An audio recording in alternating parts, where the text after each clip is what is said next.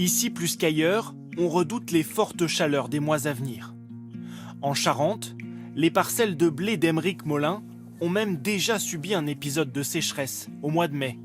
Une partie de la production est compromise. On voit que les feuilles ont été desséchées, sont toutes jaunies, enroulées, avec des épis qui ont régressé et donc des rendements beaucoup plus faibles. Une sécheresse qui n'a pourtant pas touché toute sa production, car l'agriculteur aurait trouvé la parade. La plupart de ces épis ont reçu un traitement pour les armer contre le manque d'eau. Une substance d'origine naturelle conçue à quelques kilomètres dans la ferme laboratoire d'Aymeric Molin. Ce composé blanchâtre, pulvérisé sur les plantes, agit directement sur les stomates, ces orifices invisibles à l'œil nu qui se trouvent sur les feuilles et qui fonctionnent comme les pores de notre peau. Ici, vous avez des stomates.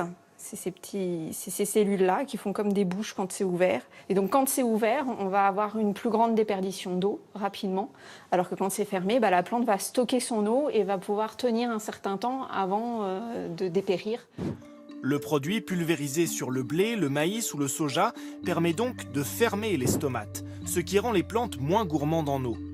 En période de canicule, elle s'évaporera moins rapidement et les racines se développeront pour aller chercher de l'eau en profondeur.